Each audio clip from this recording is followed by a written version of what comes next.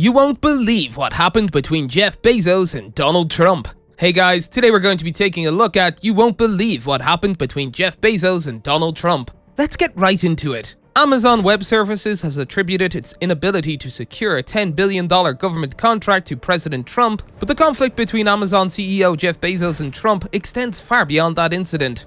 The animosity between Bezos and Trump has had many twists and turns.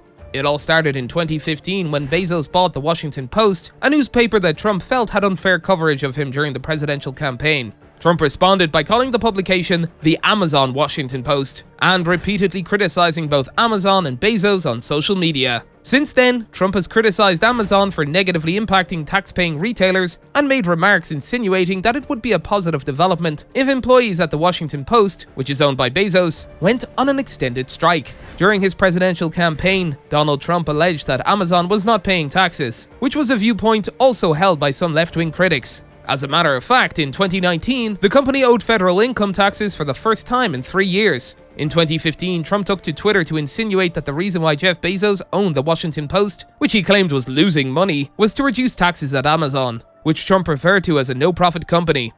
In a noteworthy move, Jeff Bezos reacted to Trump's tweet by posting one of his initial messages on the social media platform. Jeff Bezos made a sardonic statement in response to Trump's tweet by writing on Twitter that despite being finally trashed by Donald Trump, he would still reserve a seat for him on the Blue Origin rocket, a private space company that Bezos established and had dedicated considerable resources to. After Trump won the presidential election, Bezos offered his congratulations to him and wished him great success. The friction between the wealthiest individual on the planet and the leader of the United States intensified when the ex-president accused the Washington Post of acting as the protector of Amazon. Trump has continued to post similar tweets in the intervening period since the initial conflict.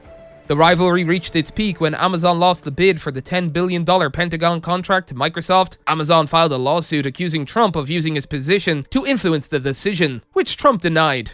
Following its loss of the $10 billion Pentagon JEDI, Joint Enterprise Defense Infrastructure, cloud computing contract, Amazon has chosen to adopt the strategy of attacking the decision as poor judgment. The company's appeal is based on the assertion that ex-President Donald Trump had a personal bias against Jeff Bezos, Amazon's owner, due to his ownership of the Washington Post, which published unfavorable news about Trump. Amazon's legal team pursued this line of attack by requesting depositions from Trump and former Defense Secretary James Mattis. However, this approach may not be the most effective appeal strategy for Amazon to take. Although it is common for the losing bidder to appeal in defense contracts, the appeals process rarely leads to a reversal of the Pentagon's decision. Rather, it generally serves to improve the losing bidder's chances of securing the next defense contract. In Amazon's case, there are several appealing opportunities in the appeals process. Unlike fighter jets, nuclear bombs, or missile defense systems, Amazon's cloud business is highly adaptable and legally marketable to almost any potential customer. Although there may not be many customers offering $10 billion contracts, the demands for data storage is strong and is driving growth in the tech sector, expanding at a rate of 17% annually.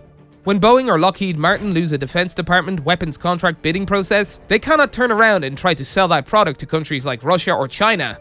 However, Amazon has a wider range of potential customers. By focusing its appeal entirely on the alleged Trump retaliation plan, Amazon is missing a fantastic opportunity. The company is now just one more voice among the crowded chorus of Trump critics and anti-Trump conspiracy theorists. It is forfeiting the chance to use the appeal as a massive publicity vehicle for AWS in front of the many other potential customers. In reality, this approach feels very much like the emotionally loaded, revenge-driven move that Amazon is accusing Trump of making.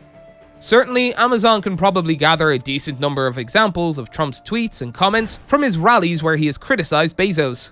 However, the administration's lawyers could easily counter with similar exchanges Trump has had with China or Apple's Tim Cook. In both cases, the ex-president was pleased to make deals and even develop relationships with those adversaries.